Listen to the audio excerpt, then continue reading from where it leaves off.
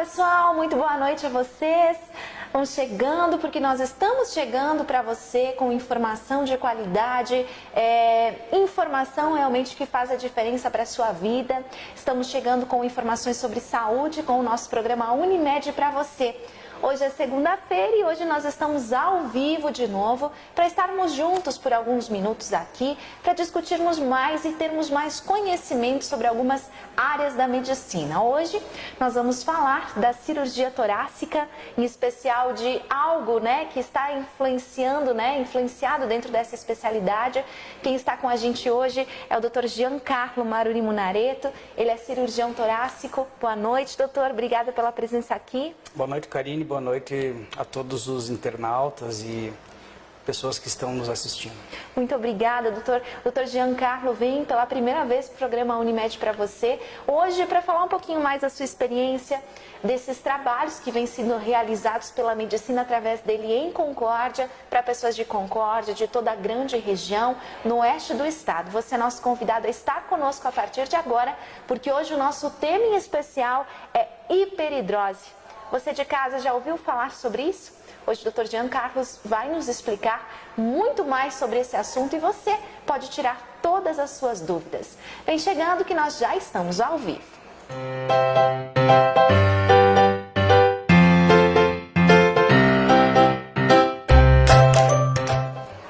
Obrigada pela sua audiência, pelo seu carinho. Segunda-feira que já começa agitada aqui na Unimed, doutor. Tivemos um final de semana de grandes eventos para os médicos cooperados em comemoração ao Dia do Médico, evento para os colaboradores da Unimed, fechando aí o ano de 2018 de muitas ações e muitas realizações e também de grandes ações, doutor, também em relação ao Outubro Rosa, Unimed circulando a região de Concórdia, cidades de Piratuba, empresas aqui de Concórdia com muita informação, orientação para as mulheres. Mas hoje a gente sai um pouquinho do tema Outubro Rosa, porque nós vamos destacar aqui uma especialidade que nós ainda não falamos no Unimed para você. Não falamos ao vivo ainda sobre esse assunto. Mas primeiro a gente quer conhecer mais o Dr. Giancarlo. Ele tem história em Concórdia, natural daqui, e vai contar para a gente um pouquinho mais sobre essa experiência e sobre a sua especialidade, Dr. Giancarlo. Quero saber um pouquinho mais, há quantos anos você já exerce a medicina aqui na nossa cidade? Eu cheguei em Concórdia no início do ano de 2010, então já fazem 8 anos que eu estou aqui. Eu comecei a minha formação em 1999 na Pontifícia Universidade Católica do Rio Grande do Sul, em Porto Alegre. Depois, então, de 6 anos de faculdade, eu ingressei na residência de cirurgia geral, onde eu fiquei por 2 anos, em 2005 e 2006, no Hospital de Pronto-Socorro de Porto Alegre. Depois desse período como cirurgião geral, que é um pré-requisito para todas as especialidades cirúrgicas, eu voltei para o Hospital São Lucas, da PUC, onde eu havia feito a minha formação básica. E lá eu completei 2 anos regulamentares de especialidade em cirurgia torácica, no ano de 2007, 2008. E no ano de 2009 eu fiz um R3, que a gente chama de cirurgia torácica, com ênfase em vídeo cirurgia torácica e cirurgia torácica minimamente invasiva. Então esse ano de R3 realmente posso dizer que foi o ano mais produtivo assim da minha formação. É o ano onde tudo acontece, em termos assim de formação, das grandes cirurgias, onde se coroa os 11 anos, de formação médica que demora para qualquer cirurgião torácico se tornar apto a exercer a especialidade de cirurgia torácica. Doutor, você também teve uma grande participação no Canadá, não é? Conta pra gente. Então eu vim para Concórdia em 2010 e trabalhei 2 anos e meio, quase 3 anos aqui em Concórdia praticamente, já com um convite que surgiu numa das minhas vindas a Toronto, no Canadá, a partir de um cirurgião torácico que é brasileiro e tem uma posição muito importante na cirurgia torácica do Toronto General, que é o Dr. Marcelo Sipel. E o Marcelo era meu contemporâneo de residência lá na PUC. e muito próximo, assim. E eu acabei indo para lá e iniciei um trabalho num Fellowship Research, que é como se fosse um aperfeiçoamento na cirurgia torácica, basicamente voltado à pesquisa. Dentro da cirurgia torácica, Toronto tem um centro muito importante de cirurgia torácica em termos experimentais, em termos clínicos também. E também é uma referência no mundo, não é? Toronto é uma referência no mundo e há muitos anos. Na verdade, tudo começou com o Dr. Pearson, no final dos anos 70, né, onde se fundaram as bases da moderna cirurgia torácica. Isso tudo foi em Toronto, né?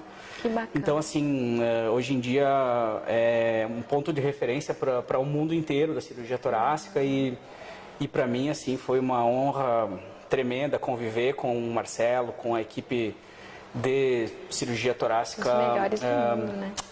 Acredito que eles estão entre os melhores do mundo, sem dúvida. Nós temos aqui, né, uma experiência que vem de lá, especialmente para a Concórdia. Isso é muito bacana, doutor. E, doutor, você tem visitado, você tem ido regularmente de novo para o Canadá, né, com o passar dos anos. Eu acabei criando um vínculo com o Canadá. Para mim é um lugar muito importante. Eu me mudei para lá com a minha família e as minhas filhas gostam muito de lá, minha esposa também. Então a gente acaba unindo o aperfeiçoamento profissional, a rever antigos amigos e a conviver um pouco num país que nos acolheu maravilhosamente bem. E nesse ano, assim como há 2 anos atrás, eu estive em Quebec, que é uma província mais ao norte do Canadá, e lá tem a parte que se fala francês no Canadá, e apesar de ser um pouco distante de Toronto, assim, não é na mesma província, é um serviço de excelência em cirurgia torácica, especialmente voltado para a cirurgia torácica minimamente invasiva, e lá também tem uma brasileira, na verdade ela é chilena, mas assim de coração brasileira, a doutora Paula Ugalde. E a doutora Paula promove todos os anos um curso de imersão em vídeo cirurgia torácica. Então é uma semana inteira que a gente passa discutindo, conversando sobre os assuntos mais avançados que existem em cirurgia torácica. Levam os casos, discutem. Exatamente assim, tem cirurgias ao vivo, então assim é muito proveitoso. E o mais interessante da vídeo cirurgia torácica é que a partir de insumos básicos que nós temos aqui em Concórdia, se consegue proporcionar aos pacientes a abordagem das doenças intratorácicas de uma forma minimamente invasiva. Ou seja, com pequenas incisões, com uma resposta inflamatória muito menos evidente, assim, se consegue uma recuperação pós-operatória muito mais rápida, alta muito mais precoce. O custo e o grau de disfunção dos pacientes operados de forma minimamente invasiva é muito importante, assim. Então, isso é uma coisa que, graças à universalização, à globalização desses insumos, dessa tecnologia médica, a gente consegue reproduzir, evidentemente com algumas diferenças, com algumas limitações, mas assim, a gente consegue reproduzir em qualquer lugar do mundo condições excelentes assim para a realização da videocirurgia torácica. E quando eu ouvi falar a primeira vez, não é, da cirurgia torácica, dessa especialidade, eu fiquei muito curiosa. E aí até foi com o doutor que me apresentou, né, no seu consultório, explicou um pouquinho mais sobre isso, do que realmente estudava essa especialidade, né? Qual é a parte do corpo que estuda, enfim, quais são as patologias mais graves, o que envolve. Doutor, eu gostaria de entender, até para que as pessoas que estão nos assistindo possam entender como isso é tão específico e ao mesmo tempo é tão abrangente. Né? Tem tudo a ver com o nosso corpo, está ligado a praticamente todo o nosso corpo. Conta mais para nós. Bem, o cirurgião torácico é um cirurgião que muito frequentemente está associado a um grupo de médicos que tratam de doenças extremamente complexas, como, por exemplo, câncer de pulmão, como, por exemplo, neoplasias malignas do espaço pleural, da parede torácica, do diafragma, algumas enfermidades do saco pericárdico, doenças das vias aéreas, traqueia, brônquios, o próprio mediastino. Então, em geral, o cirurgião torácico ele faz parte de uma equipe multidisciplinar que trata desses graves pacientes e ele atua como cirurgião no sentido de tratar as doenças que acometem o interior do tórax. Para te citar assim as mais frequentes, a gente tem o câncer de pulmão, né? As complicações relacionadas ao câncer, os nódulos pulmonares, os derrames pleurais, as metástases para dentro do mediastino, que é esse espaço entre os dois pulmões. Ainda tem uma área muito importante de atuação que é o trauma torácico, que é muito frequente. Te diria assim que é uma doença endêmica da nossa região e dos nossos dias, então a cirurgia torácica é muito importante porque os traumas de tórax sempre envolvem uma energia grande e um potencial grande de morbimortalidade. E também eu atuo na área de endoscopia respiratória, com fibrobroncoscopia, broncoscopia rígida. E como acontece que o tratamento cirúrgico de algumas doenças passa por estruturas intratorácicas, né? Existem pacientes que têm, por exemplo, hiperidrose, que eu ajudo no tratamento, pacientes que têm a síndrome do desfiladeiro torácico, que são alguns outros pacientes que eu atendo. Então, assim, é mais ou menos... E é muito amplo, né, doutor? É bastante É amplo. muito amplo. Doutor, então você tem essa experiência aqui em Concórdia, atua na nossa cidade, e você me falava anteriormente sobre as cirurgias, né, minimamente invasivas da cirurgia torácica. Então, quer dizer que a gente tem tecnologia para estar numa área tão complexa do nosso corpo e não ter cirurgias tão graves, tão grandes, doutor, que mutilem o corpo. É isso mesmo? Eventualmente, existem pacientes que acabam precisando de uma abordagem mais ampla, com uma cirurgia um pouco maior. Mas, assim, 90% das doenças intratorácicas a gente consegue abordar com pequenas incisões de 1 ou 2 centímetros, 1, 2, dependendo do tipo de abordagem, com câmeras de vídeo, né, e com materiais que permitem a manipulação, a dissecção, a separação dos tecidos dentro do tórax e o tratamento das diversas enfermidades, assim, absolutamente de forma minimamente invasiva.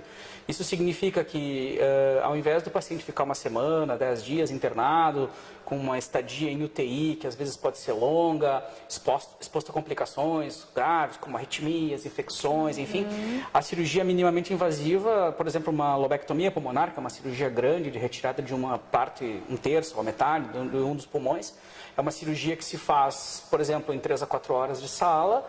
O paciente fica 1 a 2 dias no hospital e, em questão de 7 a 14 dias, está de volta às suas atividades. Enquanto que antigamente isso era uma internação muito mais prolongada, com uma disfunção pós-operatória muito maior. Então, isso é uma coisa que, do ponto de vista de qualidade de tratamento, foi uma grande inovação e está consolidado no mundo inteiro como o tratamento de escolha para a maioria das doenças intratorácicas. Muito legal. A gente vê isso também na especialidade cardíaca, não é?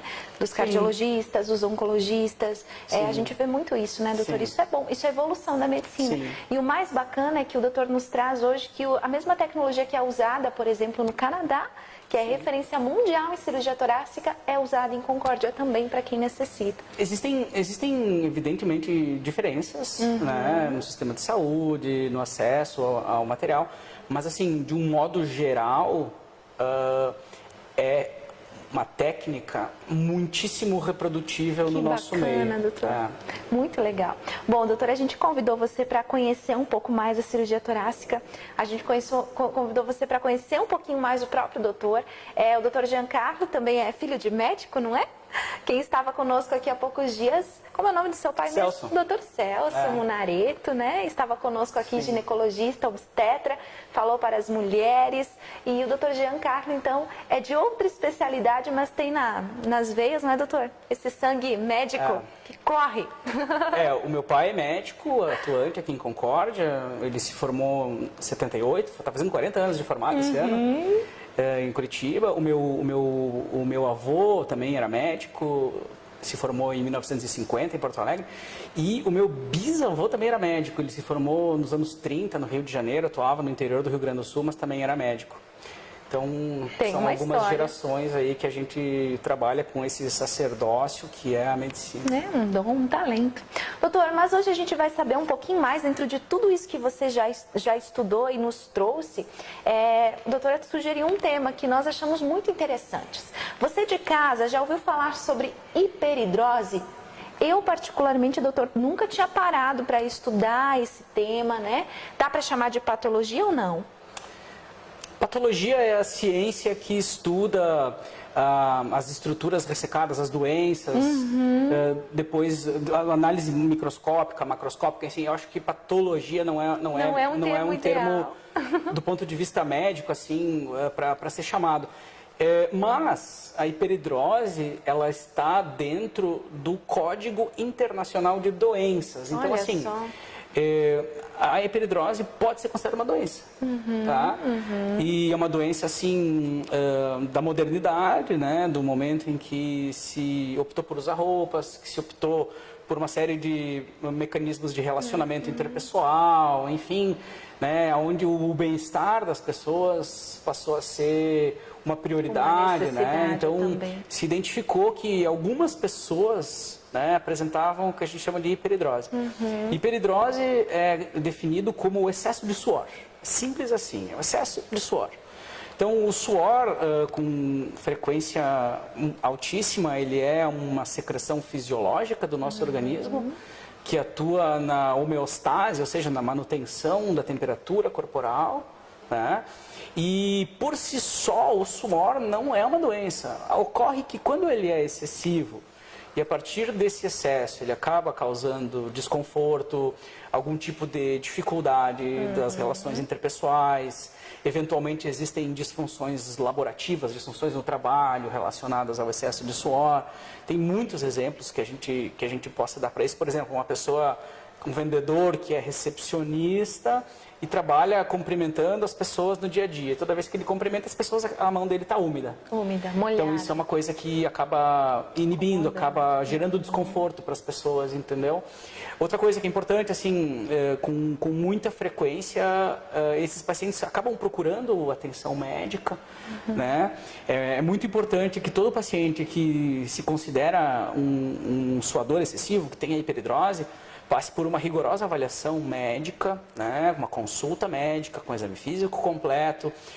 Muito frequentemente são necessários alguns tipos de exames complementares, porque para se dizer que um paciente tem hiperidrose, é fundamental que sejam excluídos doenças sistêmicas que podem cursar com o excesso de suor.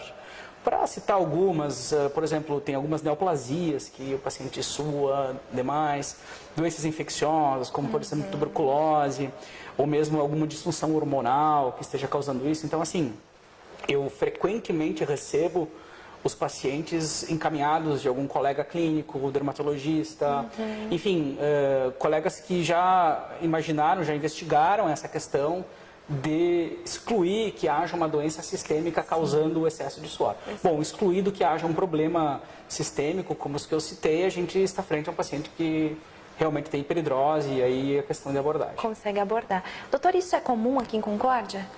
É comum em todos os países tropicais que tem umidade relativa do ar muito alta e a temperatura alta, né? Então, onde o nosso organismo está exposto a condições em que é desafiado a suar, a produzir suor. Então, tudo tende a ser mais intensificado agora nesses próximos meses. Sim, para muitos pacientes que têm a hiperidrose exacerbada pelo calor, mas assim, tem muitos pacientes que a pior época do ano é o inverno. Olha só, doutor. Porque a disfunção é tão grande que não depende tanto da temperatura nem da umidade. Às vezes os ambientes todos climatizados, as pessoas vestidas com roupas e é onde acontece o maior desconforto. Porque tem, por exemplo, excesso de suor, especialmente na axila, e esse excesso de suor acaba deixando o corpo molhado e na exposição ao frio torna a sensação de frio ainda mais evidente, entendeu? Então eu te diria assim que ao longo de todo o ano eu tenho um número constante de pacientes que me procura para resolver essa questão de hiperidrose. Não tem uma época que seja mais frequente, não. Doutor, e esse suor excessivo, ele pode acontecer somente em um lugar do corpo ou quem tem, por exemplo, suor excessivo nas axilas, também tem nos pés, também tem nas mãos? Como é que é isso? Do ponto de vista de classificação da hiperidrose, existem basicamente dois tipos de hiperidrose. Hiperidrose localizada e hiperidrose generalizada. Então, a hiperidrose generalizada é o paciente que sua em cada centímetro do corpo, entendeu? Nossa. Então tem pacientes que suam do couro cabeludo à ponta do dedo do pé, entende? Então são pessoas que realmente têm um perfil de ter um excesso de suor generalizado. Entretanto, existem pessoas que têm a hiperidrose localizada e aí se identificam onde é o local. Tem pessoas que suam face, couro cabeludo, tem pessoas que suam na axila, tem pessoas que suam na mão, tem pessoas que suam no pé, tem pessoas que suam atrás do joelho. Então, assim, é muito variada. A apresentação clínica, e respondendo a tua pergunta, sim, é muito frequente das pessoas terem mais do que um local aonde tem um excesso de suor. Excesso de suor. Bom, doutor, a gente sente normal, né? Um suor, assim, existe aquele suor que é normal, quando a gente faz um exercício físico, que sua um pouquinho mais, mas existe esse suor que acontece no fato de você estar parado, não é? De você estar passando por uma situação, ou um pouco mais nervoso, ou um pouco mais ansioso, enfim. Como identificar, doutor? Automaticamente esses pacientes sabem que tem algo errado com eles? Bem, eu tenho pacientes que relatam a queixa de suor sem estarem necessariamente envolvidos em situações de atividade física, por exemplo.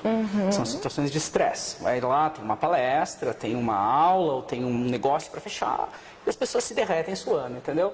Então, assim, depende muito da reação fisiológica, da reação do organismo ao estímulo do sistema nervoso simpático, que é uma parte do sistema nervoso autonômico que comanda esse tipo de reação. E a grande questão é a seguinte: o paciente que tem hiperidrose com muita frequência se queixa e sente a disfunção relacionada pelo excesso de suor. Nem todo mundo que sua precisa fazer algum tipo de tratamento, porque para algumas pessoas, por exemplo, assim, vou dar um exemplo que eu tive um paciente, foi a esposa dele que trouxe ele para consultar, ele era agricultor e estava sempre com a axila suada, mas assim, ele disse: eu não sei por que eu estou aqui, porque isso não me normal. incomoda, é normal, eu estou trabalhando, eu estou suando, isso é normal. Mas assim, tem pessoas que suam um pouquinho e aquilo incomoda muito. Então são esses pacientes que buscam atendimento. Na grande maioria das vezes é uma demanda do paciente e não do médico. É muito diferente, por exemplo, de você ter um câncer de pulmão, ter um empiema pleural, em que a cirurgia é mandatória, né, quando há indicação.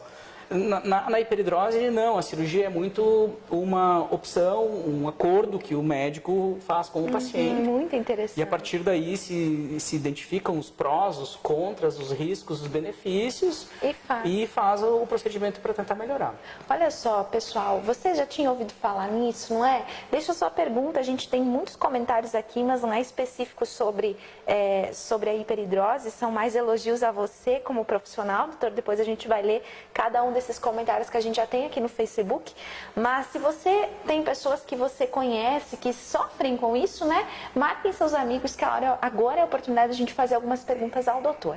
Doutor, mas por que um cirurgião torácico tratando isso? Você falava da cirurgia, então quer dizer que há cirurgia para isso? Há uma possibilidade da pessoa ser tratada e não ter mais esse suor excessivo? Evidente.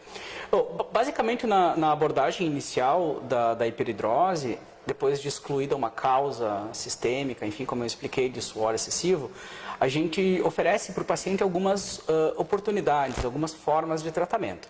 Existem alguns tipos de pacientes que se beneficiam do tratamento com alguns tipos de medicamentos, né? Medicamentos que controlam, que bloqueiam, que diminuem a liberação de suor. Existem alguns pacientes que se beneficiam da injeção de algum tipo de medicamento, toxina, enfim, tratamentos locais, em axila, em mão, pé, enfim, que também eventualmente podem se beneficiar. E para os pacientes onde há uma falha ou uma dificuldade no tratamento não invasivo, é aí onde a cirurgia tem importância.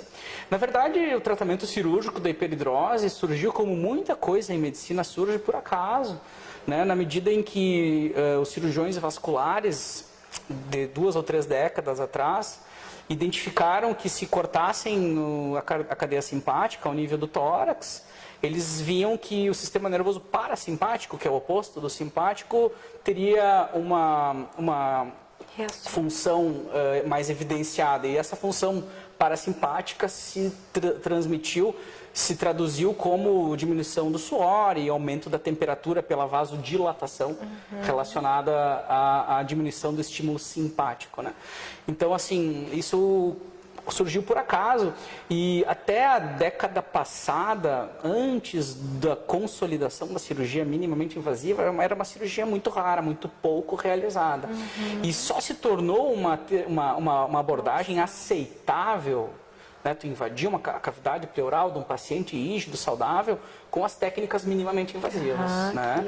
Se não houvesse a cirurgia torácica com a tecnologia e com a capacidade de ser feita por incisões de 1 centímetro, por exemplo, com câmeras desenvolvidas, com a noção fisiológica do colapso pulmonar, enfim, não existiria espaço para simpatectomia. Então, a gente só consegue viabilizar esses procedimentos graças aos avanços realizados na cirurgia torácica minimamente invasiva. A gente tem 2 perguntas aqui, uma delas tem a ver com isso, já vou fazer, que é da Graciele. Depois a gente responde a sua pergunta, Charlize, sobre as crianças, tá? Fica aí com a gente ao vivo que a gente já vai responder. Doutor, boa noite. Gostaria de saber onde seria, né, que parte do corpo seria o corte da cirurgia para quem tem excesso de suor na axila? Qualquer tipo de abordagem da cadeia simpática para tratar a hiperidrose, ou seja, hiperidrose crâniofacial, hiperidrose axilar e hiperidrose palmar, que são as 3 hiperidroses localizadas que podem ser tratadas com cirurgia, tem a mesma via de abordagem, que é na axila. Então, se você identificar a linha onde os pelos axilares estão implantados, onde eles estão começando, a gente faz uma incisão de 1 centímetro na base dessa linha onde os pelos axilares estão implantados. Então, é nessa parte do na corpo. axila, uma incisão de 1 centímetro no sentido dos pelos axilares, bem abaixo dos pelos. E é uma cirurgia rápida, doutor? Olha, eu costumo filmar a maioria das minhas cirurgias e eu demonstro isso para os meus pacientes. Em geral, a cirurgia em si demora 2 a 3 minutos de cada lado. Sim. Evidente que até o paciente entrar na sala, até fazer a punção venosa para anestesia, que é geral, né? Até preparar todos os pré-requisitos básicos de uma cirurgia segura que nós seguimos aqui em Concórdia, a gente acaba tendo assim um tempo de 1 hora de sala, mas assim, com folga. É uma cirurgia dia, né? Vai para casa no mesmo dia. Os pacientes que moram perto do hospital, que moram na cidade de Concórdia, em geral, a maioria deles sai com um contato rápido, a gente consegue liberar no mesmo dia. Eventualmente, alguns pacientes podem acabar ficando até o dia seguinte, assim, mas é uma questão individualizada que cada paciente tem a sua demanda. Muito interessante. O doutor também comentava comigo antes que pode ser que seja feita só de um lado a cirurgia, porque há casos de suar só de um lado da axila. Como que é isso, doutor? É muito raro acontecer da gente abordar somente um lado. Entretanto, a abordagem ela é realizada no lado aonde existe o excesso de suor. Se for de um lado é de um lado, se for dos 2 lados é dos lados. Assim, a nota é que 99% das cirurgias são realizadas dos 2 lados. Dos 2 lados, muito bem. No mesmo ato cirúrgico, na mesma anestesia. Já faz nos 2 lados, faz que um lado, bacana. Doutor, nós temos então, antes de fazer essa da criança, tem uma pergunta, né? Como que é o pós-operatório? Como que é o pós-operatório dessa cirurgia, doutor? Todo pós-operatório tem suas particularidades, assim. Toda cirurgia tem algum grau de dor relacionada à secção da pele, à violação do espaço pleural, enfim. Varia muito de paciente para paciente, entendeu? É muito difícil de dizer assim de uma forma geral como é o pós-operatório. Mas assim, a maioria dos pacientes tem dor nas primeiras horas da cirurgia, primeiras 6 a 8 horas. Esse é o tempo de estadia hospitalar, onde se mantém observação constante, monitorização dos sinais vitais e analgesia para dor. Em geral, é necessária analgesia endovenosa. E na saída do hospital, todos os pacientes saem com a prescrição de analgésicos, assim. E, em geral, em 2 a 3 dias, a grande maioria dos pacientes está apto ao retorno das suas atividades normais. Eventualmente, se o paciente tiver algum tipo de trabalho braçal ou a necessidade de esforço físico intenso, eu costumo recomendar que aguarde 10 a 14 dias para retomar o exercício físico intenso, assim, para que haja cicatrização tecidual mais adequada, enfim. Muito bom, boa resposta, doutor. Temos mais uma pergunta aqui, da Kátia Junk. Doutor, sofro muito com o suor, mas sempre tive medo de tratar, por achar que usar medicamentos para isso pudesse prejudicar de alguma forma a minha saúde. O que o doutor me diz sobre isso? A medicação para hiperidrose, ela está indicada especialmente para os pacientes que têm hiperidrose generalizada, que têm suor no corpo inteiro. É um medicamento que se descobriu também por acaso, né? Na verdade, o medicamento mais comum, que mais ajuda, é um medicamento que também se usa para perda urinária, né?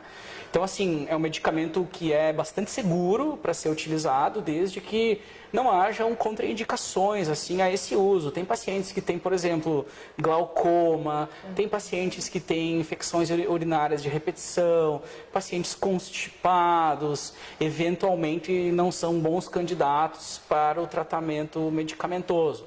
Eventualmente pode ser necessária a utilização de uma segunda ou mesmo de uma terceira linha de medicamentos para isso, mas assim, em linhas gerais, o tratamento clínico com medicamento é bastante seguro e não é assim tão efetivo quanto as outras formas de tratamento, mas ele para alguns pacientes é bastante razoável, assim. Ok, doutor. Doutor, pergunta então da Andri Holdfer. Boa noite. A aplicação de Botox resolveria o problema da hiperidrose? E onde seria a aplicação para quem tem suor excessivo nas axilas, pés ou mãos, doutor? O Botox, a toxina botulínica, é extremamente efetiva para o tratamento da hiperidrose, tá? E ela é feita localmente. Então, assim, se o paciente tem hiperidrose na axila, a aplicação é feita na axila. Se a hiperidrose é na palma da mão, a aplicação do Botox é na palma da mão. Se é no pé, é no pé. Então, assim, é local onde sua é realizada a aplicação. Funciona muito bem, tá?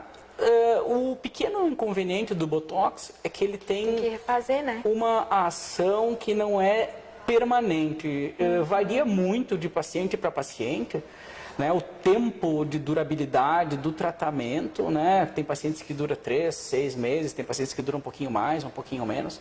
Mas, enfim, é uma ferramenta muito importante assim, no tratamento da hiperidrose e com alguma frequência eu recomendo que os pacientes façam a aplicação do Botox. Que bacana, doutor. Mais uma oportunidade, né? Claro. De melhorar.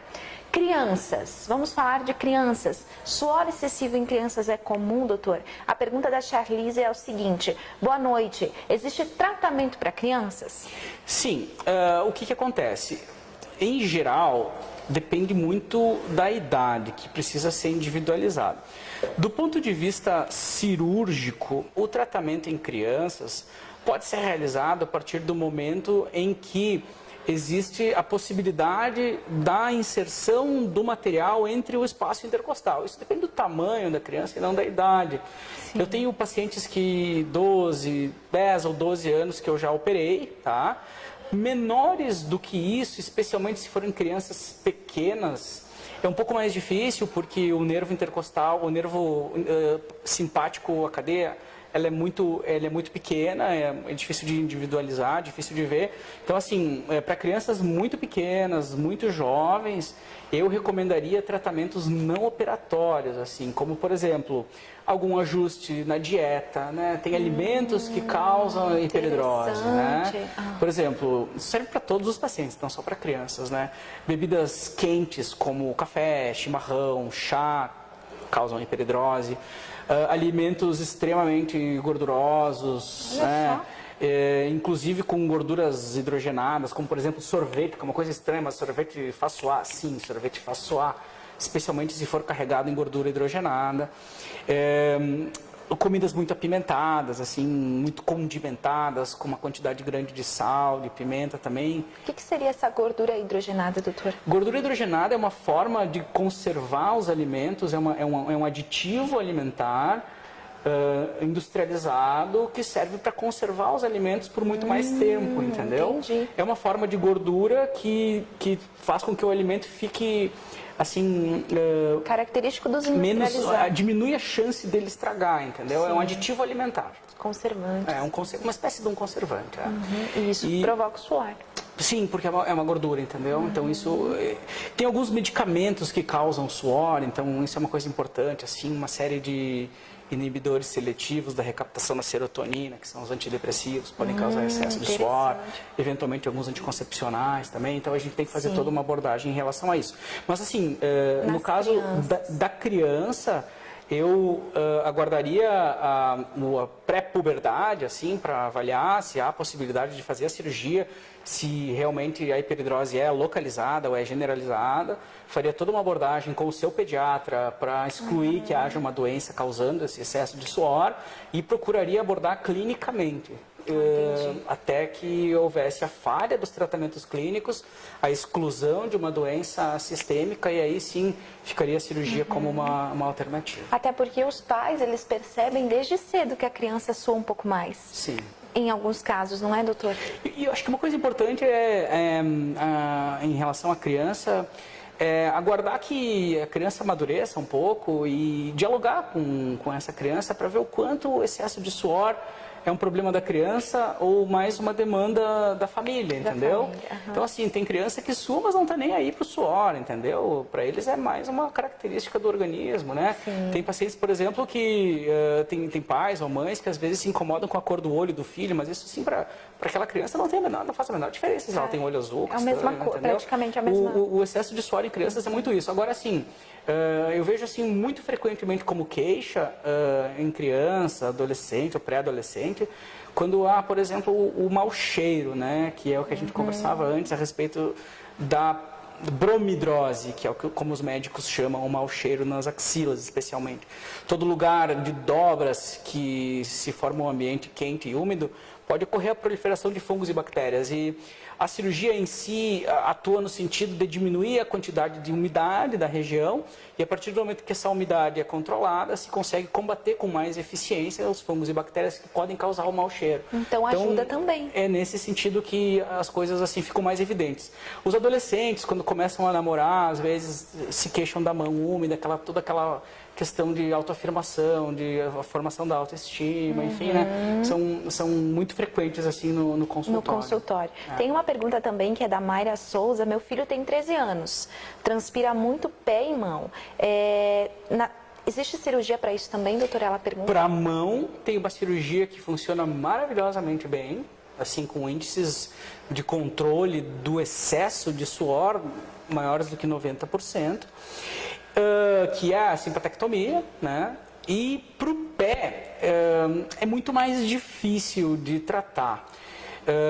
Realizando a cirurgia para o tratamento das mãos, alguns pacientes aleatoriamente, a minoria, podem melhorar o pé, mas assim, não se indica a cirurgia no tórax para tratar a hiperidrose no pé plantar.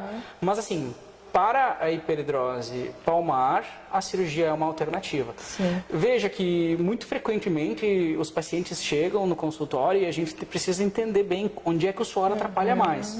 É mão e pé, sim, mas assim, a minha pergunta é sempre a mesma. Se fosse para você escolher se livrar de um suor, se o paciente disser, por exemplo, que prefere ficar livre do suor na axila, ou na mão, ou na face, é onde a gente considera a possibilidade da cirurgia. Agora, se o problema maior é o pé, a cirurgia fica num segundo plano. Sim. Não é um tratamento com níveis tão grandes assim de sucesso. De sucesso. Também tem perguntas em relação a se esse procedimento é um procedimento estético, doutor? Ou se é um procedimento, por exemplo, que um plano de saúde cobre?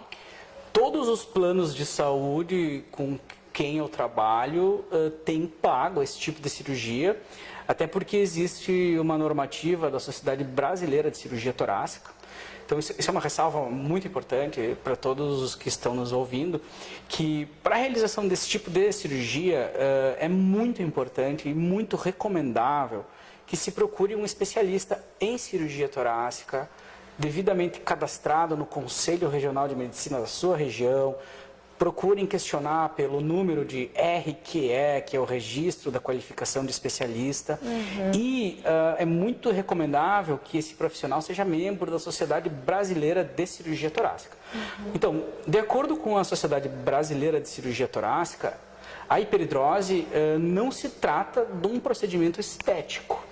Se trata de um procedimento que causa muita dificuldade no dia a dia, causa dificuldade nas relações interpessoais, causa disfunção laborativa, causa falta ao trabalho. Então, assim, em momento algum existe qualquer tipo de ressalva para que se identifique, se considere a simpatectomia um tratamento estético. Não há nenhuma conotação estética no tratamento da hiperidrose. Você que está pensando do outro lado que quer resolver isso, né? A gente tem essa oportunidade, então o doutor Geocarlos nos traz que há uma saída, há uma solução. A Eduarda também pergunta o seguinte, uma dúvida, acho que a gente já respondeu essa pergunta, doutor, mas é importante reafirmar. Realizei a cirurgia e sei que há um percentual de pessoas que pode continuar tendo um pouco de suor em outros locais. Exatamente. Né? Por que então isso acontece? Existe uma particularidade da simpatectomia que é a hiperidrose compensatória. Então significa o quê? Que quando o paciente, por exemplo, tem excesso de suor nas mãos, na axila, é um candidato à cirurgia, se faz a cirurgia. Modernamente a gente usa clipes de titânio, ou uma liga de titânio, enfim, que se usa para clipar a cadeia simpática. Quando a gente clipa essa cadeia simpática, existem alguns pacientes, uma porcentagem que pode chegar a 8% a 10% em algumas séries, que apresentam então essa hiperidrose compensatória. Compensatória pode ser no abdômen, pode ser nas costas, pode ser na perna, enfim, cada paciente que apresenta isso pode apresentar uma realidade diferente. Então, eu sempre oriento os pacientes em que eu faço a cirurgia que existe uma possibilidade, não é uma garantia, mas é uma possibilidade de reversão da cirurgia caso o paciente não esteja satisfeito com o procedimento, entendeu? Então, se por acaso acontecer de ficar com hiperidrose compensatória, a gente tem alguns dias, né, não são muitos dias de pós-operatório, quanto antes reverter melhor, em que a gente reaborda a cavidade pleural e simplesmente retira os clips e o paciente volta a ter o status que tinha antes da cirurgia. Né? Então, assim, tem toda essa particularidade de que naqueles 10% de pacientes que podem, por acaso, ficarem insatisfeitos com o procedimento, a gente consegue reverter a cirurgia. Muito bem. Doutor, para a gente encerrar essa parte, então, a Grace Mara Schwingel também comenta aqui, tem o suor excessivo nas mãos e nos pés, acho extremamente desconfortável e às vezes até constrangedor. Esta é a clara evidência do quanto estamos frente a uma doença, entendeu? Do quanto estamos frente a uma condição clínica que causa disfunção, sofrimento, angústia, ansiedade, enfim. E isto é o motivo pelo qual se tem tanto trabalho e tanto esforço no sentido de amenizar, de diminuir esse sofrimento dessa condição. Muito bem. As pessoas têm buscado mais qualidade de vida, né? Têm se preocupado mais com esses tratamentos diferenciados. Então, é justamente por isso que a gente acaba percebendo mais o nosso corpo que tem algo que incomoda, né? E que constrange também. O doutor me falava antes da entrevista, para que eu pudesse entender o assunto, que tem casos, por exemplo, da pessoa estar trabalhando, digitando em seu computador, que o suor cai entre os dedos, cai no teclado do computador, né? A gente acha que é só uma umidade da pele, mas tem casos que são realmente constrangedores, né, doutor? Pinga e o suor tem sal, né? E oxida as estruturas metálicas do teclado e inutiliza os teclados de computador. Eu tenho muitos pacientes que têm isso. Em geral, é uma característica do paciente com hiperidrose, sempre de calça jeans ou de um algodão, assim que ele possa secar a mão para poder cumprimentar as pessoas, assim, até né? o uso dos celulares hoje em dia, Dificulta muito no sentido da tela tá sempre, Verdade. pode estragar inclusive a tela pela Doutor, umidade. e dicas para que as pessoas que não querem fazer cirurgia ou que percebem o suor assim como algo um pouco excessivo e que incomoda. Tem formas de cuidar disso de maneira simples, por exemplo, tomar mais água, apesar da água, né, sair do nosso corpo, a gente acaba suando mais, não tem isso, doutor? A água em si, ela, se o paciente não tem nenhum tipo de doença sistêmica, ela não influencia na quantidade de suor, porque ela é metabolizada, enfim, e não tomar mais água não significa que você vá suar mais.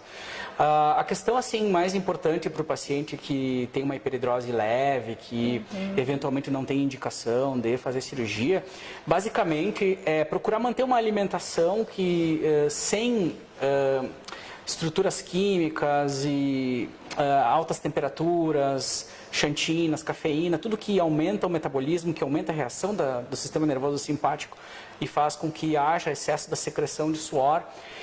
Existem medidas locais que são bastante efetivas, assim como, por exemplo, o uso de alguns tipos de antitranspirantes que tem a base de alguma substância que diminui a quantidade de suor, enfim, tem algumas alternativas cosméticas assim que podem auxiliar a maioria dos pacientes que porventura não desejam se submeter a uma cirurgia, que é o que na grande maioria das vezes a gente procura buscar, entendeu?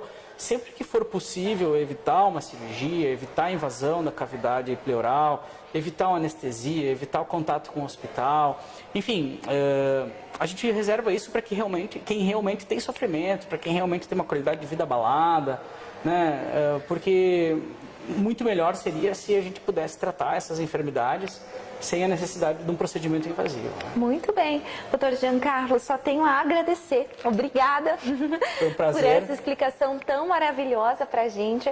Queremos você de novo aqui falando de outros temas que envolvem a cirurgia torácica. Eu estou à disposição, eu agradeço muito ao convite da Unimed Concórdia.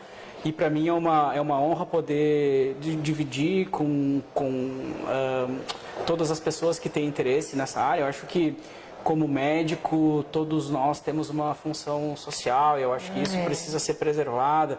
Em dias em que a figura dos médicos eventualmente tem algum tipo de questionamento, enfim, né?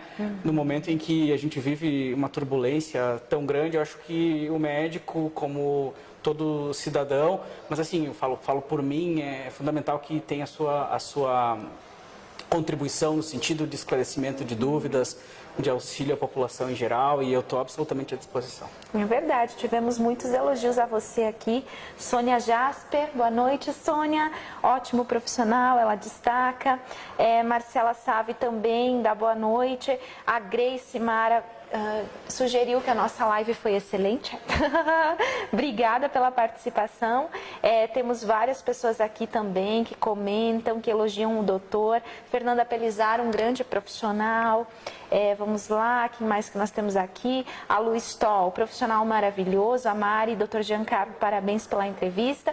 Obrigada a todas essas milhares de pessoas que estiveram conosco ao vivo nesse momento aqui do Unimed para você. Doutor Giancarlo, obrigada. Eu que agradeço. E antes que a gente encerre aqui a nossa live, eu quero aproveitar essas dezenas de pessoas que estão online agora, nesse momento com a gente, para convidar você para assistir uma reportagem que nós realizamos desse final de semana. Porque nós estivemos na cidade de Piratuba, que é uma cidade turística que atrai muitas pessoas do Brasil inteiro todos os anos e que nesse final de semana especialmente atraiu mais de 500 mulheres para uma tarde sobre informação, prevenção e diagnóstico precoce de câncer de mama e câncer de colo de útero. A gente quer mostrar para você como foi essa participação da Unimed, dos nossos profissionais aqui nesta ação na nossa cidade vizinha. Veja.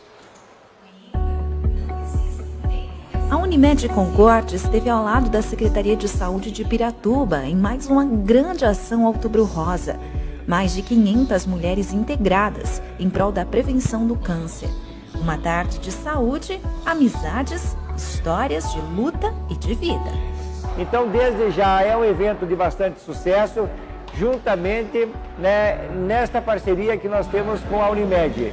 Essa parceria com a Unimed que nós temos não é de agora, há muitos anos eu te diria, né, que nós temos uma aproximação com todo o Grupo Unimed, que sempre é nossos parceiros para realizar os eventos, a exemplo que nós tivemos no ano passado.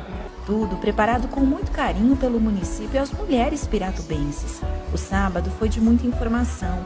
As profissionais do setor de medicina preventiva Unimed Viver Bem palestraram com orientações que podem fazer a diferença para a saúde das convidadas. Então eu abordei de uma forma muito simples a necessidade de voltarmos a viver como vivíamos, com alimentação verdadeira, uma alimentação equilibrada, a importância da atividade física, a importância do sono e repouso para minimizar processos inflamatórios, a importância da manutenção do peso para prevenção do câncer, a realização da mamografia e os demais exames preventivos, caso o médico solicite, como é o caso do ultrassom de mamas e ressonância. Falamos sobre a importância de viver bem com outras pessoas e se relacionar bem com os seus amigos ou familiares, enfim. A importância de sermos disseminadores de boas novas, né? De sermos disseminadores de boas práticas e que esse conhecimento também, eu pedi para que esse conhecimento repassado a elas não fique somente consigo, mas que ele seja disseminado para outras pessoas. Quanto mais nós falarmos, quanto mais nós abordarmos o assunto, mais pessoas buscarão a prevenção, mais vidas serão salvas, que esse é o grande objetivo da Unimed, né? Cuidar de vidas, cuidar das pessoas, transformar a vida das pessoas. Precisamos cuidar do nosso emocional como forma de prevenção às doenças. Precisamos do equilíbrio entre o corpo e a nossa mente. Se a nossa mente não for bem cuidada, o nosso corpo vai sofrer consequências. E as consequências são em formas de doenças. Então talvez o físico é um sinal de alerta que o nosso corpo dá, que o nosso emocional. Mudanças precisam ser realizadas na rotina da nossa vida. A Unimed Concórdia é parceira da Secretaria de Saúde e Prefeitura de Piratuba há anos. O Centro de Imagem e Laboratório Unimed estiveram presentes, representando os serviços e os planos de saúde Unimed.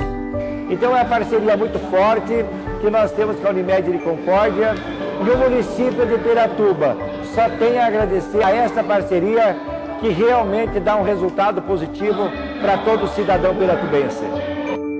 Cuidar de você, esse é o plano.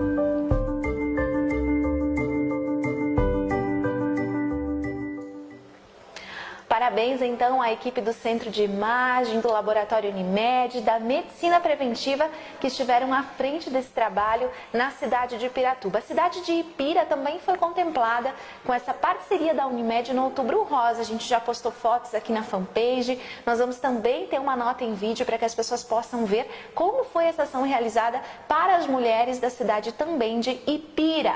Hoje a equipe da Medicina Preventiva também esteve em empresas aqui de Concórdia.